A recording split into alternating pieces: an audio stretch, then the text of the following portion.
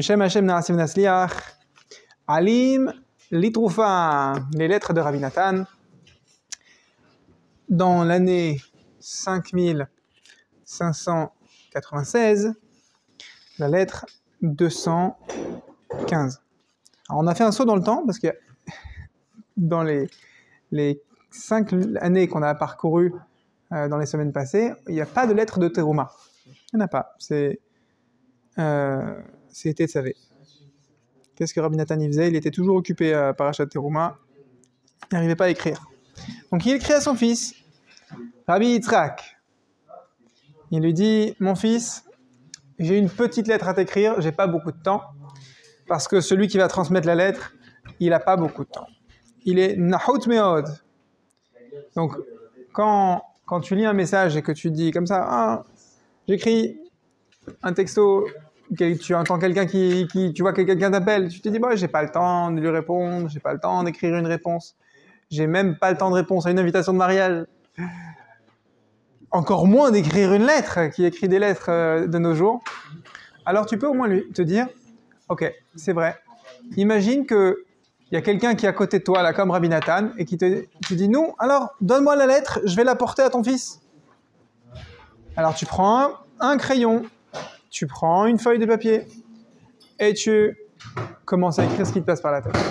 Tu écris quelque chose.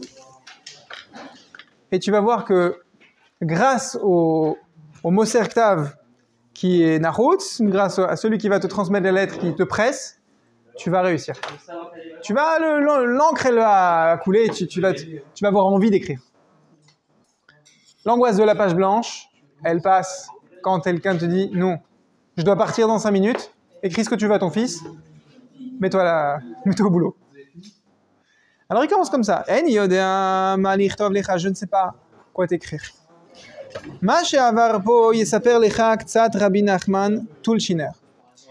Ce qui s'est passé ici,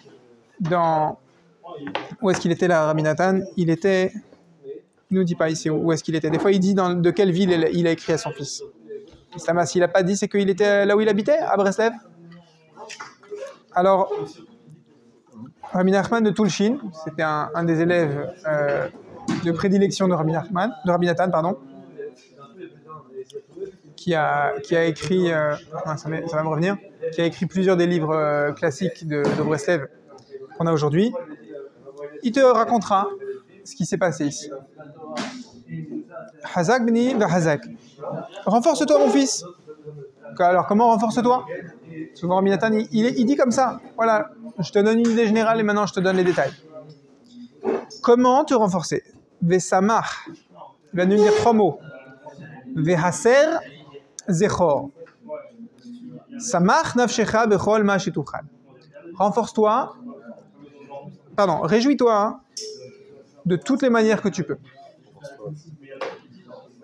Réjouis-toi, c'est une manière de renforce-toi. Réjouis-toi, réjouis nafshecha, réjouis ton âme, pas ton âme justement. Réjouis ta personne, réjouis-toi de manière dans tes tripes, comme tu peux. Et excuse-moi, mais je fais les liens, c'est le but que je me suis donné dans cette lecture. Là, il est forcément, à Parashat Trouma, il est forcément en Hadar ou à l'approche de Hadar. Et on dit Mishinechnas Hadar, Marbim Besimcha. Et les Mefarshim, ils disent, parce que c'est intéressant, le Rambam et le Beth Yosef, ils n'ont pas mentionné Mishinechnas Hadar, Marbim Besimcha. Ils ont mentionné Mishinechnas Av, Maratim Besimcha. Mais pourquoi est-ce qu'ils n'ont pas parlé de Hadar dans la Halacha le Maaseh? Alors les commentaires, ils disent peut-être qu'il n'y a pas de conséquence de Riyuv à la Halacha le Maaseh, d'obligation que la loi m'oblige à faire une manifestation de joie en Hadar. Ce n'est pas une obligation législative. Alors comment tu fais? Parce que c'est la Gemara qui te le dit, donc tu dois quand même suivre la Gemara. Alors, comme toutes les manières que tu peux. Par exemple, le Stipler, il dit, si tu dois faire une fête, d'anniversaire, et bon, t'es pas au jour près, l'anniversaire c'est particulier parce qu'il y a le Hadar Aleph et le Hadar Bet, tu dois faire une fête d'intronisation de Sefer Torah, inauguration d'un Beth Midrash, tu dois marquer le coup d'une simcha. Alors, le stapler, il dit, bah justement, tu vas respecter, tu vas appliquer ce que dit Chazal, d'être marbim besimcha en Hadar, en organisant ta fête en Hadar. De cette manière, tu es marbim besimcha. Le Chafetz Chaim, dans Mishnah Berurah, il dit, alors je ne sais plus comment il le mentionne, puisque le Shulchan Aruch ne le mentionne pas, mais il conseille, tu peux te réjouir dans ce qui te réjouit toi. Si de manger tel aliment, ça te réjouit, mange tel aliment. Écouter telle musique. C'est pas comme Shabbat où tu as une obligation, c'est une opportunité de réaliser cette phrase de Chazal. Et donc c'est quoi Bechol Vashituchal? Si pour te réjouir tu as besoin de manger telle chose, mange telle chose. De mettre tel habit. Cherche comment tu te réjouis. C'est une avoda. C'est un service divin. Mais ce n'est pas un facultatif, c'est pas un petit plus. La simcha, c'est chazak, béni, vechazak. Ne crois pas que tu fais quelque chose de léger quand tu cultives la simcha. Deuxième conseil, vehaser mitra ribouy machashavot vedahagot vetutradot. Et enlève de ton cœur, comme on dit dans la Hamida, vehaser mimenu yagon vanacha. On retire de toi l'accumulation, le ribouille, le trop des pensées, des inquiétudes et de ce qui te préoccupe, ce qui te rend taraude. Tu as trop de pensées. Fais un désherbage. Élague un peu les pensées. Et Aga, puisqu'on a dit Véaser, Mimenu, j'ai entendu cet après-midi, peut-être tu connais Rav Erez Moshe Doron, c'est un talmide de Rav comment il s'appelle, de Rav Charter, chez Yechie, et il dit, c'est quoi Klipat Haman Amalek? C'est le moment de mentionner 40 jours avant Purim, là on est déjà dans les 40 jours avant Purim, il y a un minag Breslev de dire chaque jour, Hatzilini mi Klipat Haman Amalek, sauve-moi Hachem de l'écorce, littéralement, de Haman et de Amalek. Haman, il est descendant de Amalek. Et Zakeni likdushat Mordechai et Esther. Et fais-moi mériter la sainteté de Mordechai et Esther. Alors il explique, c'est quoi l'écorce de Haman Amalek? Alors il dit, c'est la faiblesse d'esprit. Comme on a dit, ils sont arrivés à Rephidim. Et Rephidim, c'est quoi? C'est la shon faiblesse. Rafou yedem betorah. Donc la notion de faiblesse d'esprit, puisque la Torah elle est pour nourrir ton esprit, c'est faiblesse dans les Torah ou mitzvot, c'est la notion de Haman Amalek. C'est de ça qu'on demande à être sauvé 40 jours avant Purim. Et c'est quoi ça? On dit que Haman, Klipat Haman Amalek, c'est la racine de Esav et Ishmaël. Rabbi Yoshua, tu demandes, c'est quoi qui se sont pas investis avec force dans la Torah pour que Amalek vienne les attaquer à Rephidim et que Rashi dit Rafou yedem batorah ou mitzvot. Qu'est-ce que ça veut dire?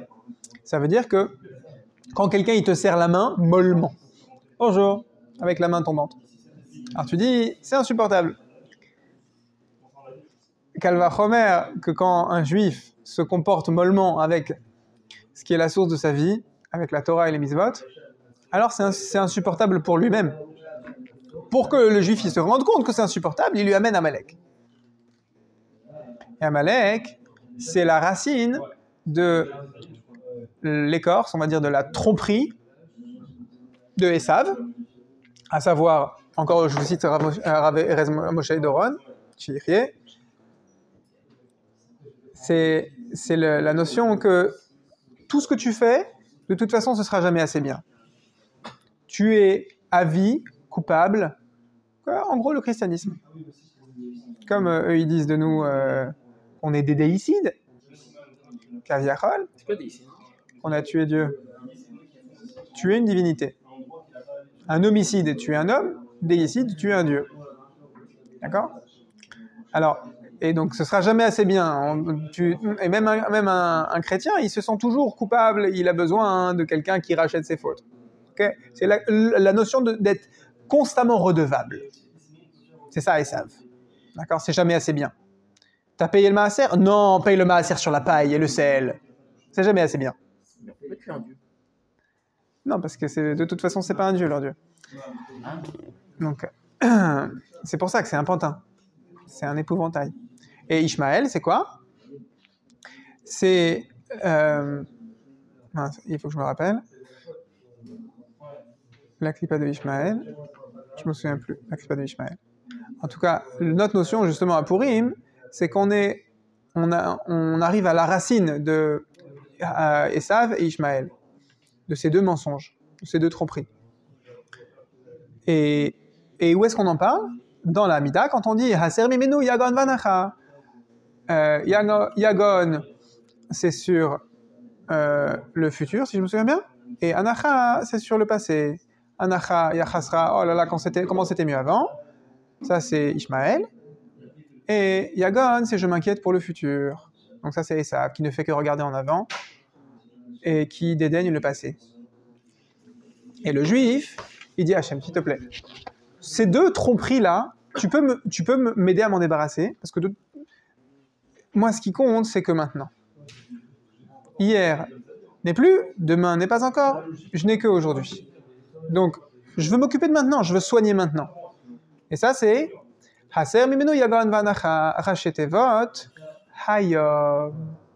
Haser, he, mimenu le même, yagon yud, vanacha le vav, hayom. Ça, c'est Rav Issachar Freund qui dit, voilà, c'est hayom. Tout ce que tu as, toi, le juif, tu laisses aux Ishmaélim l'inquiétude de hier, de dire Yachasra, de soupirer tout le temps, et tu laisses aux Esav et à ses descendants à l'Occident l'inquiétude du demain, de la parnassa, de faire toujours mieux, d'être toujours redevable. Tu les laisses ce problème-là, et toi, tu t'occupes que de maintenant. Et donc, t'arrêtes de t'inquiéter, parce que ça ne t'appartient pas de t'inquiéter, c'est à eux. Et en faisant ça, tu répares... Pardon, c'est bien. Mais à Purim, c'est encore plus fort. À Purim, on te demande de réparer la source de ces deux problèmes. C'est Rifion Yadaim, c'est le fait d'être faible dans tes mains. C'est le fait que quand tu fais quelque chose, tu le fais avec mollesse. Et surtout la Torah et les mitzvot. Ça, c'est un problème. Et à Purim, avant Purim, on demande à Kadosh Baruch Hu de t'aider à te... Amen. De te déconnecter de ce problème. Parce qu'au final, c'est qu'une tromperie. D'accord? T'as pas d'antidote. Il faut juste que tu arrêtes d'adopter un comportement qui n'est pas le tien. Amalek. Et par contre, une fois que tu l'as fait, tu peux t'habiller de la Kedusha de Mordechai et Esther. C'est une autre notion, Bezrat Hashem. On en touchera un mot Bezrat Hashem à l'approche de Purim, on a encore quelques semaines. Zechor, c'est le troisième conseil de Rabbi Nathan à son fils pour réaliser Chazak Vini Chazak. Renforce-toi, mon fils. On avait dit, réjouis-toi, de toutes les manières qui soient. Haser, enlève. Et ensuite, Zechor, souviens-toi. C'est quoi? Alors, c'est quoi ce travail intellectuel de souviens-toi? Hakol, Hevel, Ve'en, Shum, Zman, Klal. En fait, c'est pour aller plus loin dans... Arrête de t'inquiéter d'hier et de demain. Tout est vanité. Vanité, du vent. Du vent. Dans Kohelet, on traduit par vanité. Et En Shum Zman Klal, il n'y a pas de temps. En fait, c'est un argument intellectuel pour désamorcer la tromperie de t'inquiéter d'hier et de demain. Il n'y a pas de temps.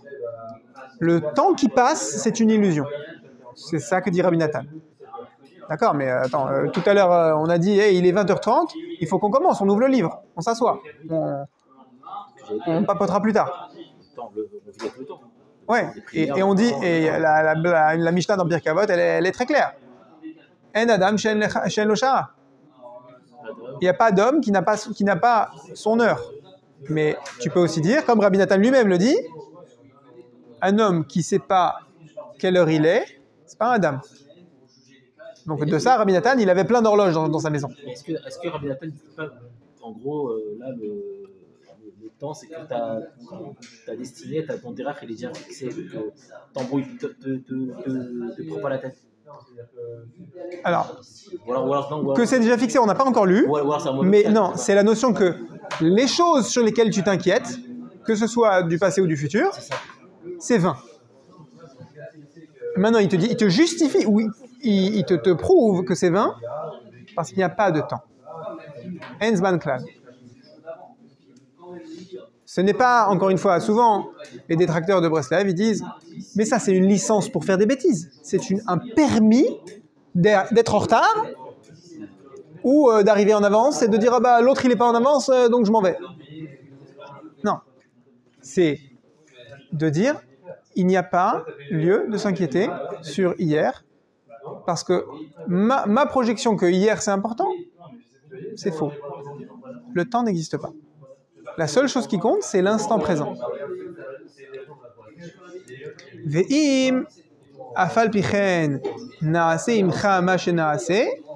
Et si malgré tout, il t'arrive ce qu'il t'arrive, sous-entendu, il t'arrive des tuiles, Baruch Hashem, yesh lanu avzaken ve'anu betuchim bechocho agadol ki ravru. Si tu as besoin de te raccrocher à quelque chose, quand il arrive une tuile à quelqu'un, je me souviens, dans mes tripes, une tuile qui m'est arrivée, dans ma famille, on n'aime pas emprunter des choses. Parce qu'on s'inquiète de qu'est-ce qui va se passer pendant l'intervalle où j'ai l'objet de l'autre dans les mains. Ouais, la règle est claire. Le shoel, l'emprunteur gratuit, il est responsable de tous les problèmes. On a vu dans Mishpatim. Donc, comme il est chayav, il est responsable de tous les problèmes. Une météorite tombe sur l'objet qu'il a emprunté, il faut qu'il rembourse. Bon, il y a des cas, d'accord. Si la bête, elle est morte dans l'exercice de ses fonctions, par mort naturelle, il est pas tout. Bon, ok. Mais, alors ce jour-là, j'ai laissé ma voiture en réparation et j'ai dit au concessionnaire réparateur, il me faut une voiture pendant le temps de la réparation, s'il vous plaît. Pas de problème, on vous loue la voiture. Je me gare, et là, j'étais déjà, rien que de rentrer, de toucher le volant de la voiture de près, j'étais pas tranquille. Alors à chaque mouvement que je fais, c'était comme ça, les poils qui s'hérissent. Je recule, je me retourne, je vois, c'est bon, je suis loin. C'est une vraie pelle, elle est large la place, Baruch Hashem. Et en reculant tout doucement, j'entends le pare-brise arrière qui s'éclate en 1000 morceaux. Et là, c'est pas un chat comme ça qui te montre... Non, c'est... Toutes les fibres de mon corps se sont crispées. J'étais la statue. C'est comme ça. Ah, je vois très bien ce que tu veux dire. qu'est-ce qui s'est passé? J'ai plus envie d'être ici. J'avais, le sentiment de... J'ai envie d'être ailleurs que dans mon corps. Être dans mon corps, là, c'est intolérable. Si tu arrives à une situation comme ça, s'il t'arrive ce qui t'arrive, j'ai une autre carte à te sortir. Yesh lanu avzaken. On a un avzaken. On a un grand-père. Betuchim bechocho agadol. Ki ravhu. Akadosh Baruch Hu, il a une solution pour tous tes problèmes. Tu veux la solution du pare-brise arrière cassé? Le pare-brise de la vitre arrière cassée. Je suis autour de concessionnaire, tout penaud. Le concessionnaire, il m'a dit, il y avait une franchise de 800 € sur l'emprunt. Sachez que pour réparer ce que vous avez cassé, ça coûtera 1400. Mais moi, j'ai pas le droit de prendre plus que 800. C'est la franchise. Il m'a regardé avec un sourire vert. D'un côté, j'étais désolé pour lui. D'un côté, si j'avais lu cette phrase de Rabbi Nathan, j'aurais dit ah, Yesh Zaken. Ah, merci Hachem. Tu m'as fait économiser 600 €. Merci Hachem. Non, je suis désolé pour les 800 que j'ai perdus et pour les 600 que lui, il a perdu aussi. J'étais très, très mal. Mais, ok, voilà. Je suis pas sur la paille non plus. Maintenant, à chaque fois que je repasse devant, je me dis, ouf, c'est dans un quartier où je travaille encore. Akadosh Baruch Hu, il te fera pas traverser une épreuve trop dure pour toi. Oui, je souligne et je persiste et je l'encadre et je le surligne pour toi. Parce que, regarde, le pshat, il est simple. Si tu traverses une épreuve qui est trop dure pour toi, admettons, voilà, sur mon compte, il n'y avait que 799 € et la franchise, j'aurais pas pu la payer. Alors, qu'est-ce qu'on aurait dit? Akadosh Baruch Hu, il voulait que tu passes par un moment où tu étais insolvable. Et il voulait que tu apprennes cette leçon. Il y a quelques jours, je manquais de sommeil. Baruch Hashem, il me faut plus de 5 heures de sommeil par nuit et ça va faire 10 jours que j'ai 5 heures de sommeil par nuit.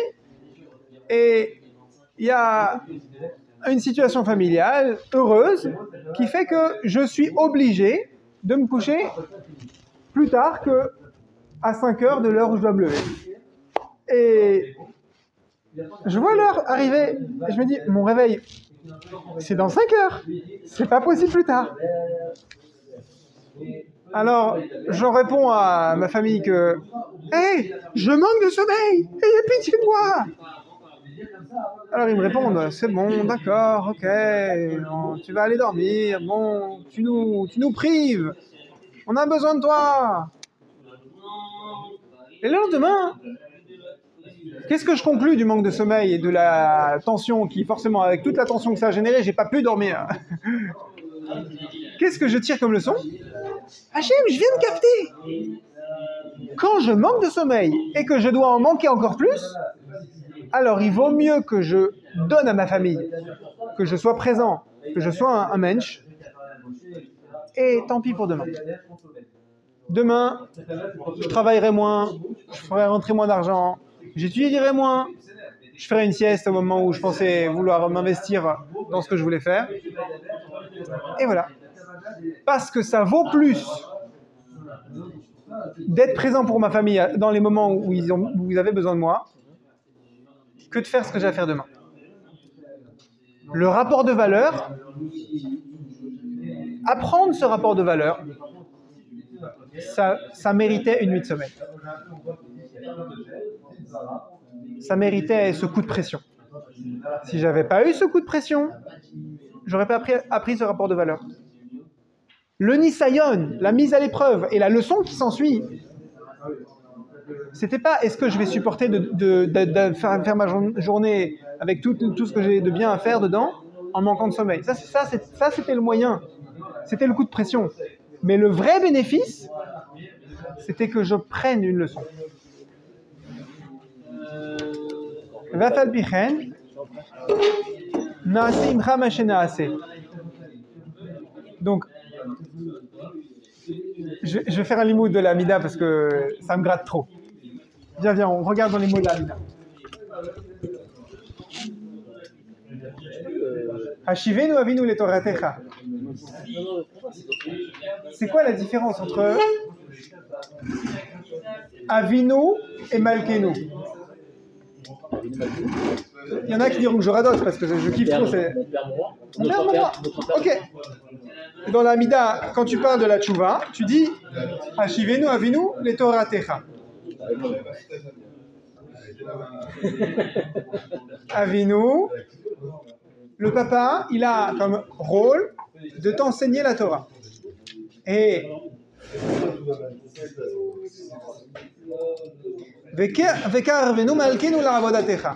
le Melech, il a pour rôle de te donner les moyens de faire la avoda.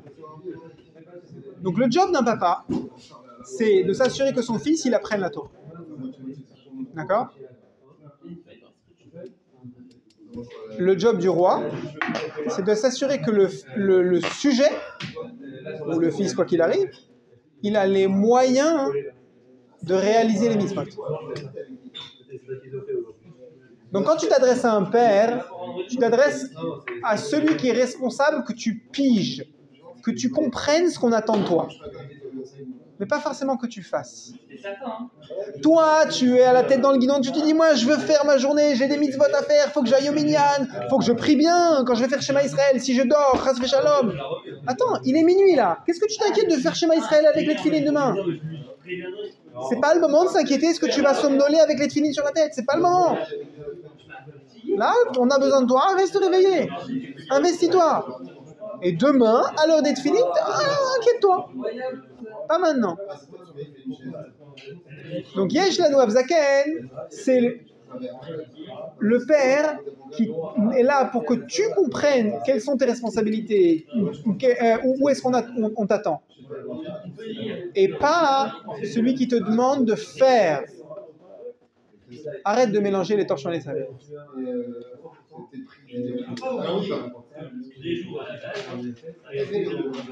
Hashivenu et Karvenu.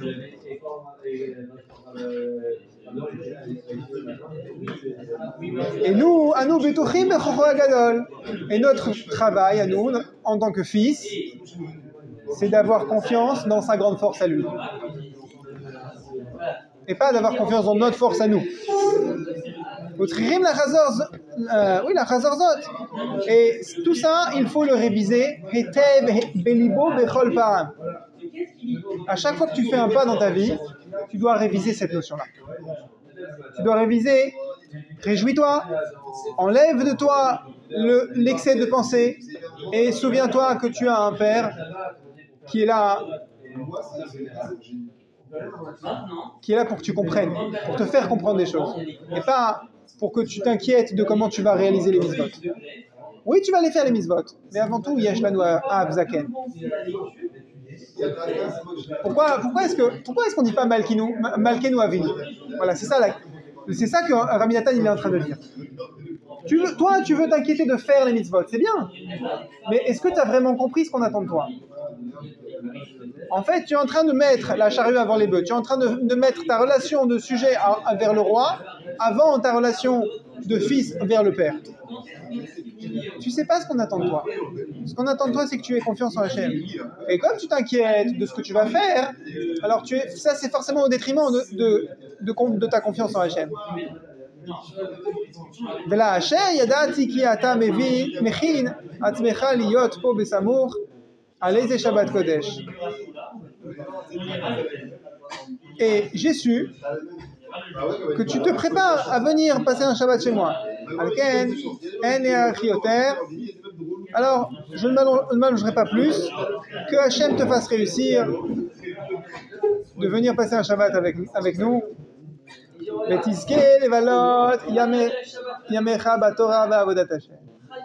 Et que tu mérites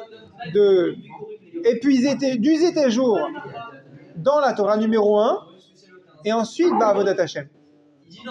Comme on dit dans Hashivenu, d'abord la Torah et ensuite seulement Karvenu Malkenu la Avodatecha. Et même la Avodat Hashem, c'est pas toi qui l'as fait. Tu demandes à Hashem de te donner les outils de te rapprocher de la Avoda. On l'a déjà dit à Sukkot. Il y avait une année où Rabbeinu, pendant le mois d'Elul, et pendant tout Tishri jusqu'à l'approche de Sukkot, Rabbeinu et ses élèves ont beaucoup pleuré dans les slichot, beaucoup pleuré pour faire les mitzvot. Et Rabbeinu il a dit, comme on a beaucoup pleuré, alors Akadosh Baruch Hu va nous amener un bel étrog. Il y a une Torah, Rabbi Nachman il dit, tu mériteras un bel étrog à la hauteur de combien tu auras pleuré à la préparation de Sukkot. L'Afka entre Rosh Hashanah et Kippour. Mais aussi le mois d'Elul. Et donc Rabbeinu il a dit, nonobstant, malgré que cette année les marchands d'étrogim nous disent qu'ils sont à sec, ils n'ont pas d'étrogim, puisque nous avons bien pleuré, alors Akadosh Baruch Hu, il va nous donner une bonne mitzvah du étrog. Cette année, concrètement, ils n'ont pas eu d'étrogim.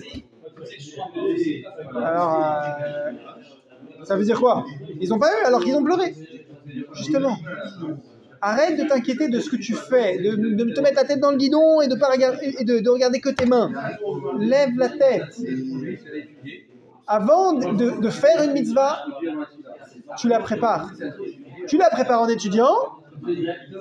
Et ensuite, il y a toute ta préparation qui vient avant l'acte. Par exemple, pleurer pour un épreuve. Et ça veut dire quoi ça? T'as pleuré, t'as prié. Ta mitzvah, elle est faite. De ton côté, ta mitzvah, elle est faite. Comment c'est vraiment c'est l'exemple que tu peux renforcer. C'est une vraie question. Comment tu veux avoir renforcer ta émouna dans les tzadikim? Je ne parle pas d'attache dans les tzadikim, dans la parole de Chachamim. Quand ils promettent des choses. C'était ce cas-là. Tu as des représentants dans le gars, il ne s'entend pas. Comment tu vas avoir renforcé ta confiance dans le Khamim quand tu vois que dans les massés, dans les faits, ça ne se passe pas toujours comme tu veux voir? D'abord, souvent tu vois Rabbi Nathan dans son écouté de pilote, au lieu d'appliquer un enseignement qu'il a vu dans la Gemara, la Halacha ou les autres livres de Chazal, il va demander à Rabbi Nachman, et Rabbi Nachman lui donne un conseil adapté à lui. Tu fais Shelat Rav avant de faire cavalier seul avec les conseils que tu as trouvés dans ton étude. Tu demandes une question à un chacham. Non, le principe de l'étude, c'est d'avoir des notions pour savoir sur quoi tu dois poser des questions à ton rav. Parce que la Torah, elle est orale. Ça veut dire quoi, orale?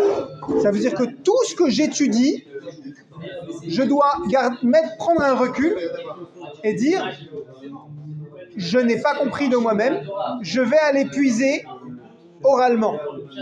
C'est quoi oralement? C'est la génération d'avant. C'est quoi le schéma, l'anatomie, l'ADN de la Torah orale? La première Mishnah de Pirkei Avot, celle qu'on apprend aux enfants de primaire. Moshe kibel Torah misinaï, u'msara liYehoshua v'Yehoshua lizkenim. Moshe, il a reçu la Torah du Mont Sinaï. Oh, lui, il sait comment ça marche.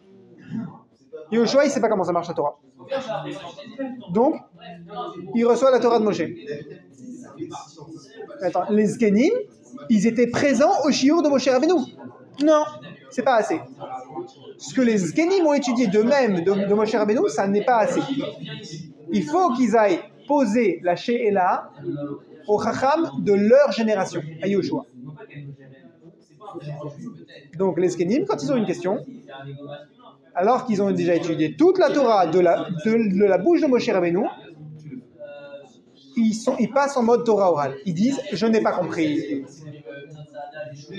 Et du vivant de Rabbi Nathan, il y avait des gens qui avaient étudié avec Rabbi Nachman, qui ont ensuite vécu plus longtemps que Rabbi Nachman. Pardon, ils ont vécu aussi plus longtemps que Rabbi Nathan. Et ils ont été contemporains de petits jeunes qui ont appris tout de Rabbi Nathan. Par exemple, Rabbi Nachman Tulshiner. Et à l'époque de Rabbi Nachman Tulshiner,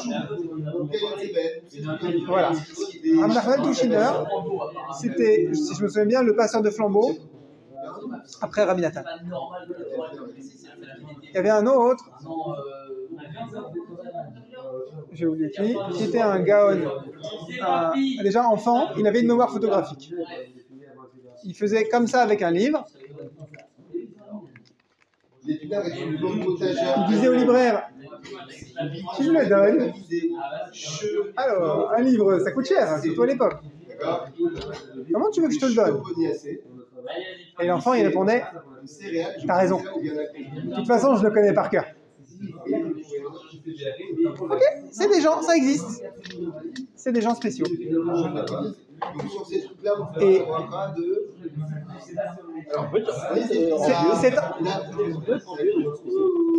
alors je vais te dire une phrase de Rav Naftali Amsterdam et tu vas voir qu'il ne faut pas être envieux. Comme la fois, il y a... Un instant. Moi, j'ai le truc pour apprendre des langues. Un instant. Donc ce Ilouï là, ce génie, il était contemporain de Rav Nachman Tushiner. Et il n'y avait plus Rabbeinu, il n'y avait plus Rabbi Nathan. Quand ce génie-là, il était présent dans la pièce, il devait se cacher parce que Rav Nachman Tushiner ne voulait pas parler devant lui. Il était plus grand que lui en Torah. Et le génie, il disait, s'il vous plaît, dites-nous ce que vous avez entendu de la bouche de Rabbi Nathan. Parce que moi, je n'ai pas assez reçu d'enseignement de Rabbi Nathan. Mais il était plus grand que lui en Torah. Il y en avait un autre qui avait été contemporain de Rabbi Nachman. Alors que Rabbi Nachman, il n'a pas été contemporain de Rabbi Nachman. De Rabbeinu. Oui, mais il y a une chaîne de transmission. Et si tu abordes la Torah orale, honnêtement, quand tu étudies, de ton côté, tu es obligé, si tu es honnête, de dire « Je n'ai pas compris la posologie de ce que j'ai étudié. Je dois aller demander au Chacham qui, lui, a reçu du maître précédent. Lui, il sait comment agencer les pièces du puzzle. Moi, j'ai des pièces de puzzle. Mais qui me dit que j'ai compris que cette pièce-là, elle va là et que c'est pas l'inverse? Je sais pas.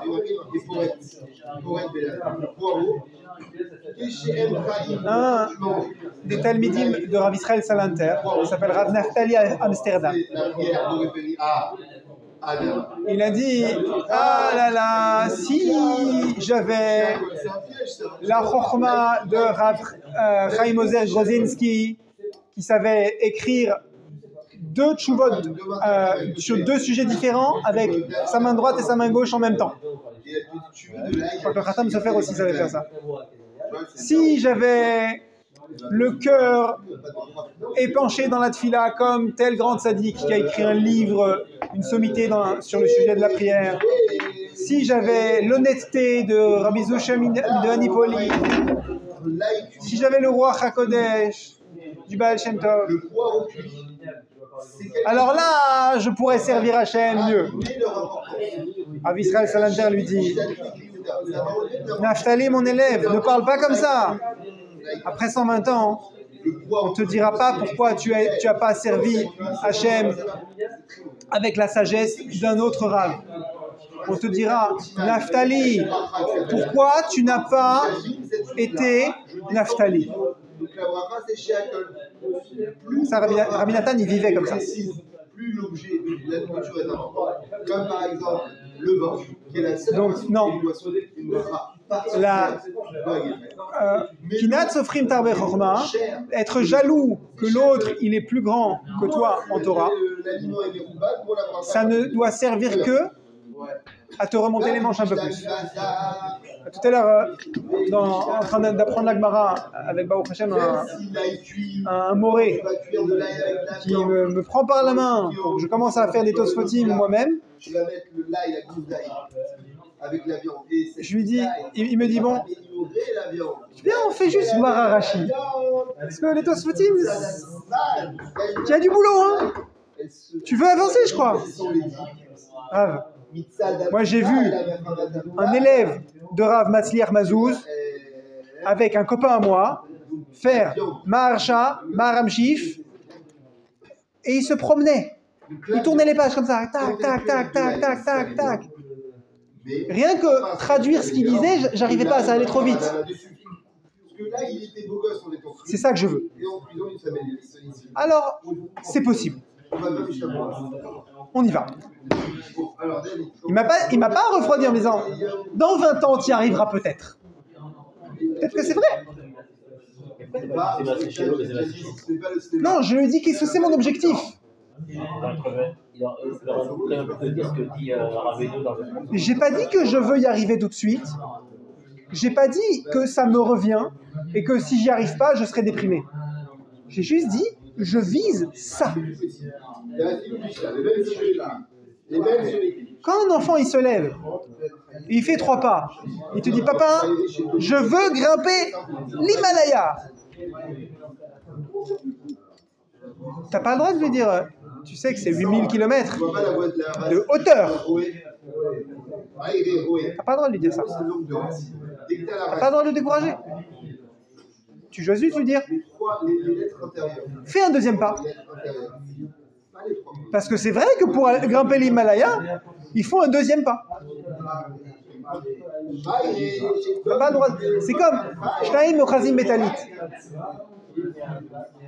C'est quoi la solution? Il y en a 2 qui tiennent un objet, un vêtement. Et la solution de la Gemara, c'est de dire, l'un, il doit jurer qu'il n'a pas moins que la moitié, et l'autre, il doit jurer qu'il n'a pas moins que la moitié. Mais chacun, il veut la totalité de l'objet. Continue, veux la totalité de l'objet, veuille encore. Et jure que tu n'as pas moins que la moitié. Mais qu'est-ce que je vais avoir? On verra. Mais veuille encore. Et on va passer avec ça à la prochaine lettre qui parle de notre sujet dans l'année 5600. Donc quelques 5 ans plus tard. Baruch Hashem, un lundi, Erev Rosh Chodesh Adar Rishon, comme nous. Une année Nouberet avec 2 Adar, dans la ville de Ouman. Il écrit à son fils, Rabbi Yitzhak encore, Ulchol bene vetecha shalom veyesha arav. Apparemment, il a plus d'enfants qu'avant. Mirtavo kibalti ayom. Pardon, on est dans la lettre 301.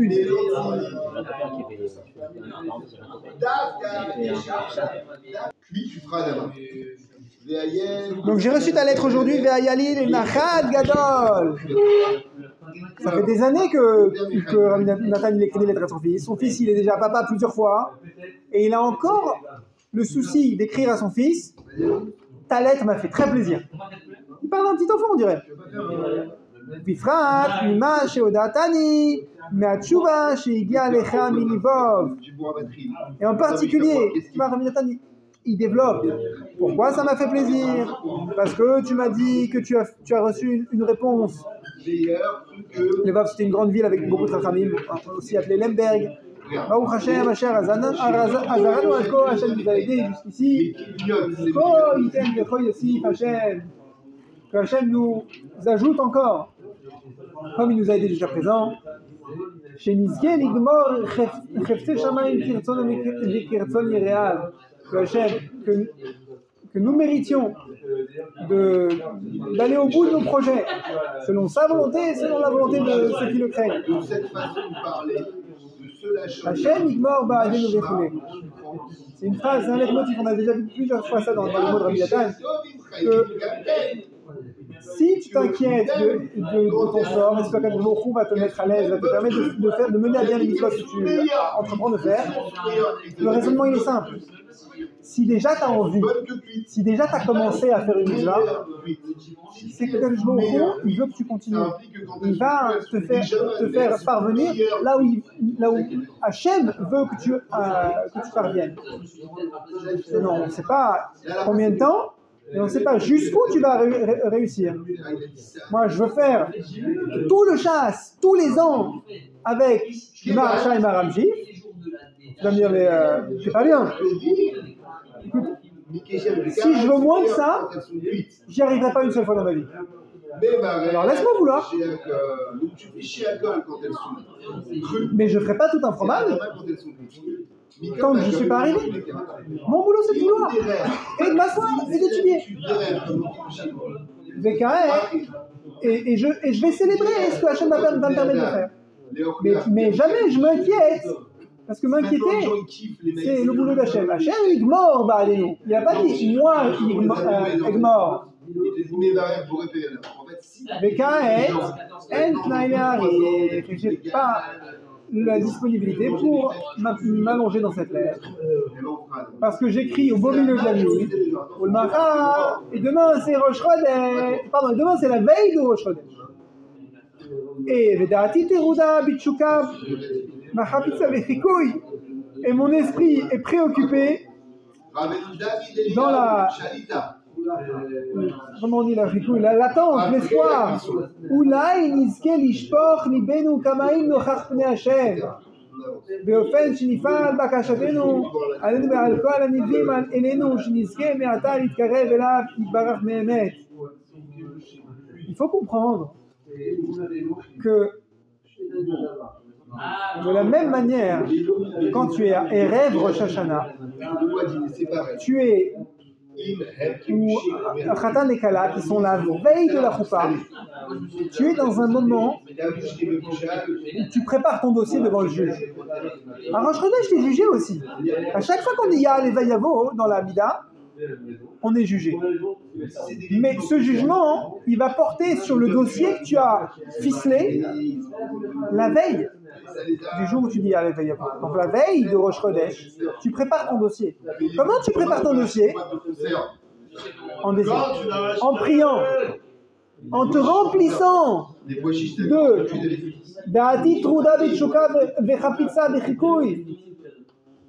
de désir de languissement, d'espoir. C'est comme ça que tu prépares ton dossier.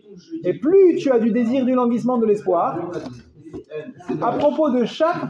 Ici, il dit, peut-être que nous mériterons, et rêve Rosh Chodesh, l'habitude des gens, épancher notre cœur comme de l'eau devant Hachem. Les Ashkenazim, ils ont l'habitude de faire Yom Kippour Katan, la veille de Rosh Chodesh. Ils ne font pas chaque Rosh Chodesh à Mincha de Rosh Chodesh, tu ne fais pas un Tachanoun. Mais qu'est-ce que tu fais? Erev Yom Kippour, déjà à Mincha, à Kippour, tu ne fais pas Tachanoun. Tu fais, ok, tu fais Tachanoun, mais pas spécial. Tu ne fais pas Tachanoun du tout et rêve Yom Kippour. Oui, à Mincha. Par contre, dans le Elokai Netzor, tu fais Al-Chet. Sheratanu lefanecha bividu lashon Al-Chet, sheratanu lefanecha. Ce Al-Chet, ils le font aussi à Yom Kippour Katan. Ça vous permet de manger de manière. En faisant ce Al-Chet, il prépare Yom Kippour. En fait, ce qu'il dit là, c'est que tout le mois de Hadar, il se joue dans Erev Rosh Chodesh.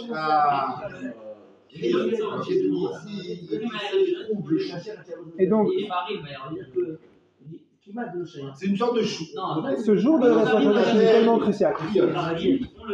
Quand tu rentres dans le tribunal, quand est-ce que ça se joue? Au moment où tu rentres dans le tribunal, c'est déjà fini. C'est quand tu prépares ton dossier avec ton avocat. C'est là que tu prépares, que tu gagnes. Quand tu as bien ficelé ton dossier avec ton avocat, tu rentres dans le tribunal, déjà tu peux dormir sur ta chaise. T'as gagné. Le moment où il faut se remonter les manches, c'est avant. Ça ne sert plus à rien de s'inquiéter quand tu es déjà rentré dans le tribunal et que ton avocat, il a ton dossier. Tu ne vas pas te lever devant le juge et dire attendez, maître, on rajoute un truc dans le dossier. Je me souviens que j'avais un témoin. C'est plus le moment. Un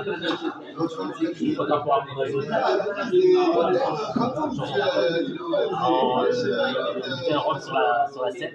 Trop tard pour apprendre à jouer. Trop tard pour changer de métier. Et donc toutes les personnes qui sont attachées à Rabbi Nathan, il prie pour eux et rêve Rosh Chodesh.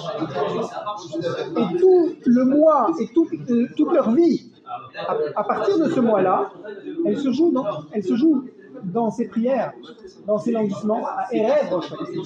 Donc le jour de Erev Rosh Chodesh, il est tellement important. באופן שנפעל בקשתנו עלינו De manière à ce que ce jour de Erev, cette veille de Rosh Chodesh, cette veille du nouveau mois, j'ai besoin de m'investir en demande devant Hachem,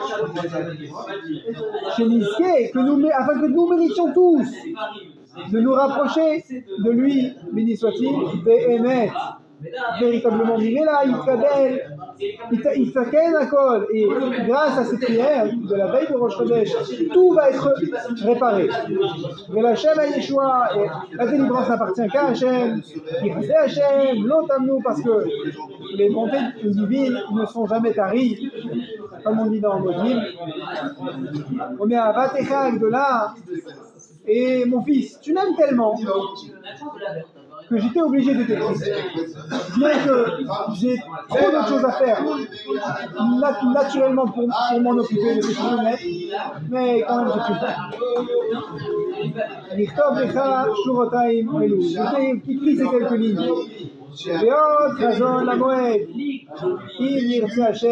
Nous aurons encore le temps de développer cette conversation, les arrive à Dibour chez les maîtres, de parler des paroles de vérité longuement. Venaet, ata tehaye vetashiv nafshecha bamei sheshamata adhena. Et maintenant, prends de la vitalité et réponds à toi-même, à tes inquiétudes, à ton âme qui n'est pas rassasiée de ma courte lettre. Réponds toi-même. Abreuve-toi de ma lettre. Développe ma lettre. Et développe à partir de ce que tu as déjà entendu. D'enseignement amitim, des tzadikim amitim. Afor bahem, ba'afor bahem, shen lecha midat tova bahem. Tu n'as rien de mieux que les enseignements que tu as entendus, comme on a dit de l'enseignement oral de la Torah chez BLP. Il n'y a rien de mieux que l'enseignement oral que tu as retenu.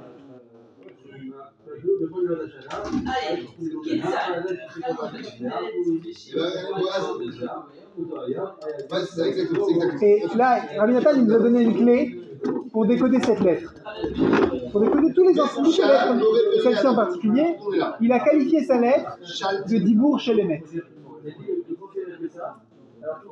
Un dibour, c'est quelque chose de katsar, de court et frappant. Et émet, c'est quelque chose, Rabbi Nachman il dit, ce qui est émet, c'est ce qui rapproche d'Hachem. Donc, le but de ces lettres-là, c'est de te rapprocher d'Hachem.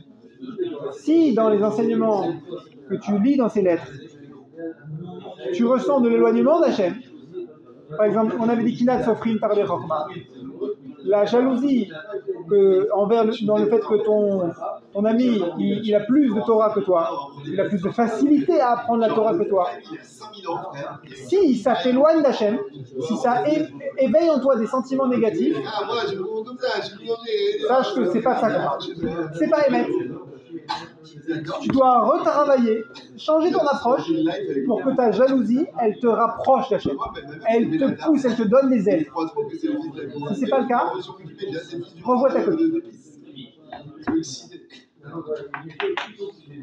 Comme un architecte, il fait son plan, il montre au client qui a un idéal dans la tête, et le client il dit non, je ne vais pas pouvoir habiter là-dedans, je ne me sens pas vivre ici. Refais-moi un plan. Une etza, un conseil que tu reçois de ton rave, quand tu as posé une question à ton rave, si elle augmente ton angoisse au lieu de te calmer, de calmer ta question, c'est que tu n'as pas compris la réponse du rave. Parce que le rave, il répond BM.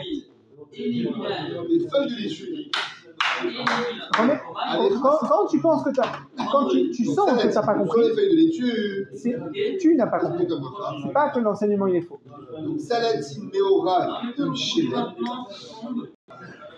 Alors, on va continuer sur la lettre 338, Shalach. Comme c'est à propos pour une lettre, Shalach c'est un envoi. qui a été écrite donc, l'année suivante, en 5601, au mois d'Adar, à Breslev, dans la ville de Rabbi Nathan. Il écrit encore à son fils, chez Ike, Kibalti, j'ai reçu ta lettre, Erev Shabbat, Kodesh, avec le vin que tu m'as envoyé. Et ça m'a rappelé le sujet de Purim, à ce moment-là. C'est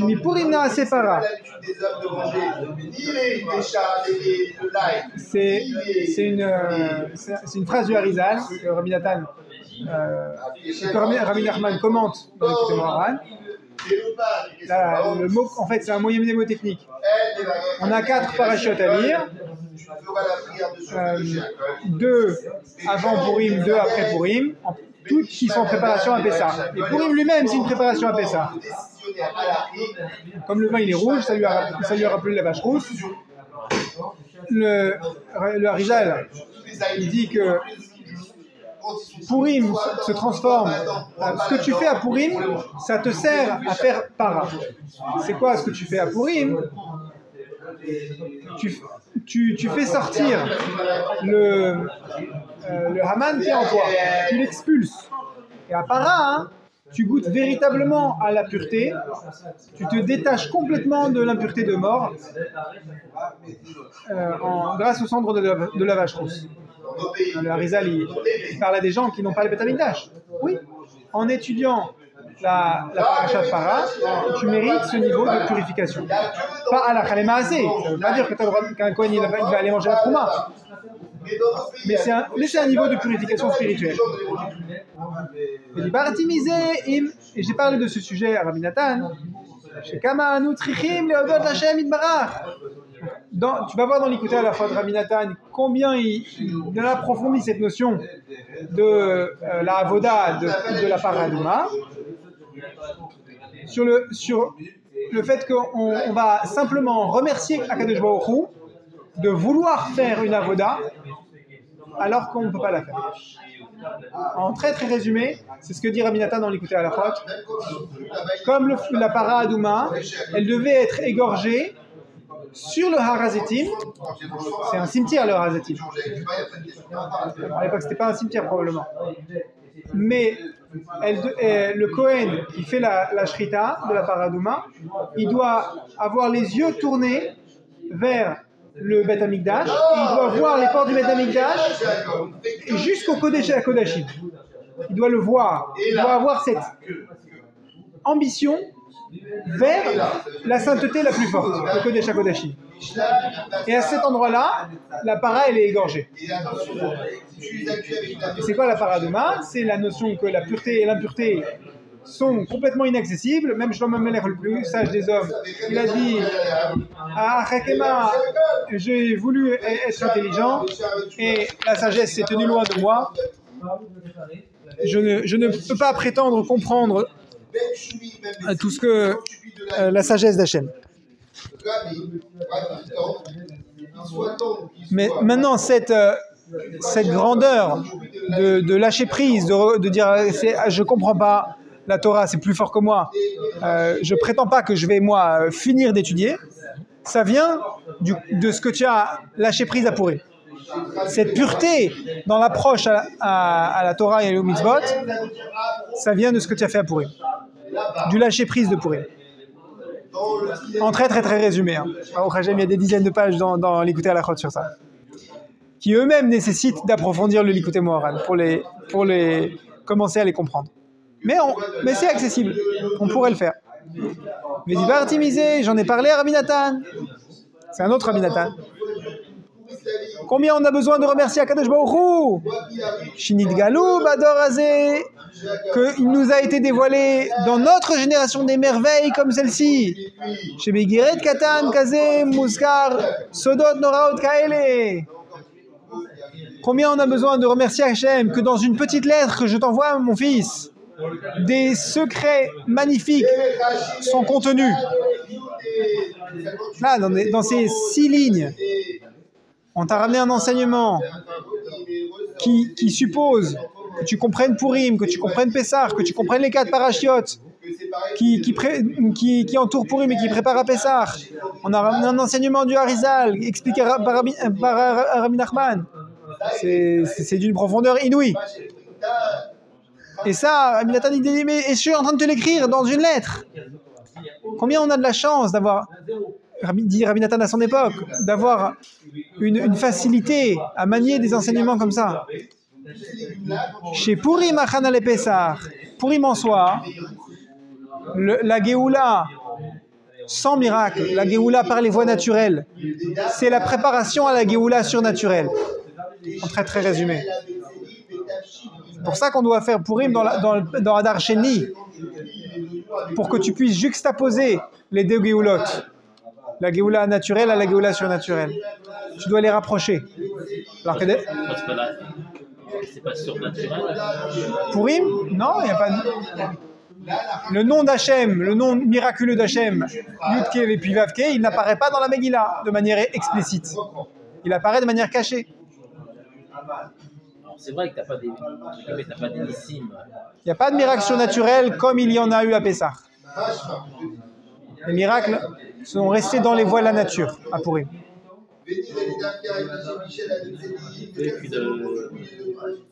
Il y a un principe dans la halakha, Zrizim Makdimim la mitzvot. Pourquoi est-ce que tu ne fais pas Adar dans le premier mois? Et alors j'ai lu ce matin la notion dans la halakha les maaseh. Comment le Khatam Sofer il dit, quand il t'arrive un miracle, tu dois marquer le coup le plus tôt possible chaque année pour être quitte de l'obligation de la Torah d'être reconnaissant envers Hachem du miracle que tu as eu à la date anniversaire. Donc quand il y a Adar Aleph et Adar Sheni, le 14 Adar, tu devrais marquer le coup en exprimant ta joie envers Hachem que tu as eu un miracle. Alors Khatam Sofer il dit que la phrase de Chazal, c'est que En be Adar Aleph le Adar Sheni, il y a de différence entre les 2 mois de Adar que Mikra Megillah. Et sous-entendu bien sûr les mitzvot du Mishté, Mishloach Manot. Et le Khatam Sofer il veut tirer une déduction de ça, que à Purim Katan, du Adar Aleph, tu vas te rendre quitte de ton obligation d'Eoraïta d'être reconnaissant envers Hachem en ressentant un peu de simcha et en faisant pas tachanoun. Et comme ça, tu as reconnu, tu as marqué le coup que Hachem t'a fait un miracle à Purim, en premier Adar. Et tu es quitte de Zrizim Makdimim les mitzvot. Que ceux qui sont zélés, tous les juifs sont zélés, naturellement, devancent les mitzvot en saisissant la mitzvah à la première occasion, donc en Adar Aleph 14e jour. Mais ne fais pas le Purim avec les 4 mitzvot au Adar Aleph. Il suffit, pour te rendre quitte de ton obligation d'Eoraïta, qui doit être faite au plus vite en Adar Aleph, il suffit que tu ressentes de la simcha. Mais les mitzvot des Rabbanan, il n'y a pas besoin de presser. Tu respecteras l'injonction des Rabbanan de les juxtaposer le plus possible, donc de les faire tarder pour qu'elles soient plus proches de Pessah. ובאמת, הוא נפלאות השם. וצריכים להזכיר עצמו בכל פעם מחדש. החסד הגדול והנפלא שעשה השם יתברך עמנו על ידו.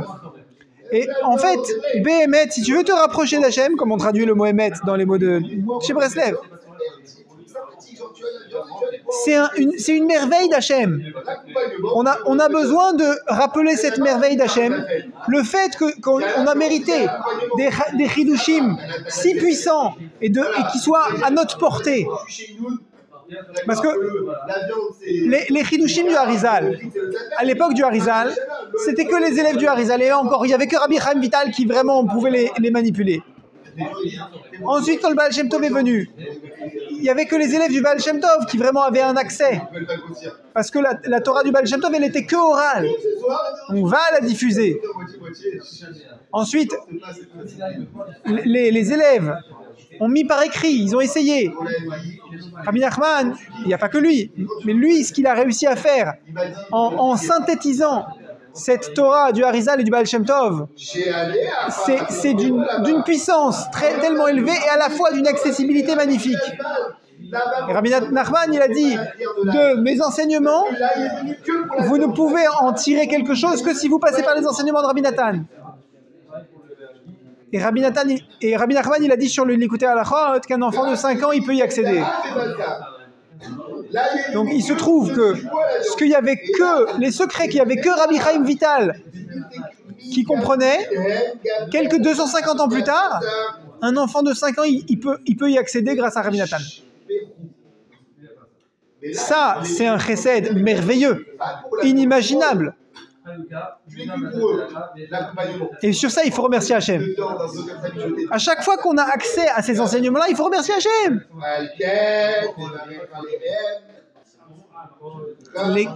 Que cette Torah, elle a été dévoilée, ce niveau de dévoilement, d'accessibilité, il est phénoménal. Qui n'aura ou Hachem Yitbarach Osei Imanu, c'est terrifiant ce que Hachem il fait avec nous, de nous rendre ça accessible. Mais c'est pas le moment maintenant d'approfondir ce sujet.